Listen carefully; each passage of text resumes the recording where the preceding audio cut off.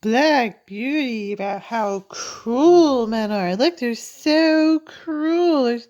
Look, they went hunting, had an axe, and there's a death. There were hounds. Oh, yeah, they love slutty girls. Black Beauty.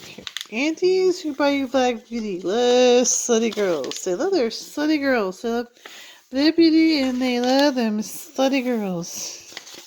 Vagina complex here.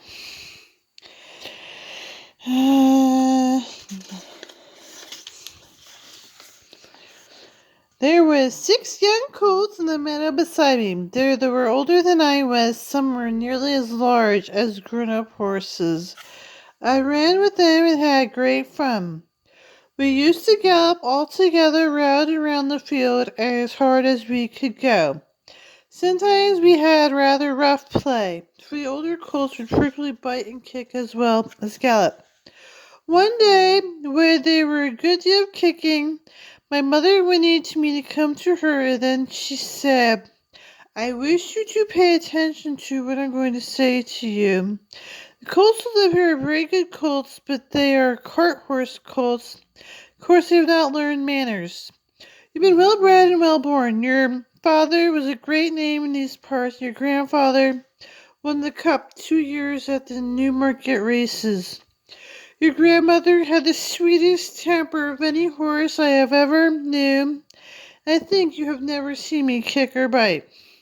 Hope you will grow up gentle and good, and never learn bad ways.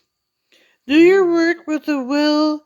Lift your feet up well. When you trot, never bite or kick even in play." I never forgot my mother's advice. I knew she was a wise old horse, and our master saw a great deal of her. Her name was Duchess, but many in the time he called her Pet. Master was a good, kind man. He gave us good food, good lodging, and kind words. He spoke as kindly to us as he did to his little children. We were all fond of him, and my mother loved him very much. When she saw him at the gate, she would neigh with joy and trot up to him. He would pat, stroke her, say, "Well, old Pet, and how is your little darky?" As the old black would call me Darky. Then he would give me a piece of bread, which was very good. Sometimes he brought a carrot for my mother.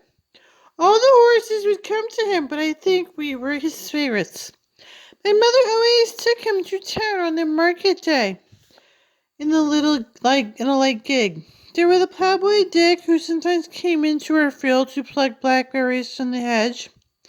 We were the only one who would come have what he called fun with the colts, throwing stones and sticks at them to make them gallop.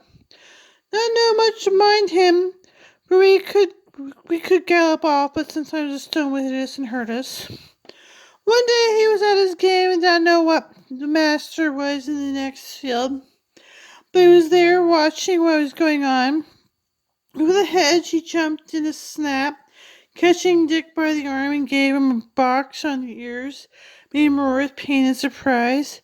As soon as he saw the master, he trotted up nearer so he could see what went on. "Bad boy," he said, "bad boy, chase the colts. This is not the first time or the second. Shall be the last. Shall be the last. There. Take your money and go home. I shall not want you on my farm again." So we never saw Dick any more. Old Daniel, the man who looked after the horses, was just as gentle as our master, so we were well off. The Hunt. Some men are so cruel we have to read The Hunt and how people die in the hunt.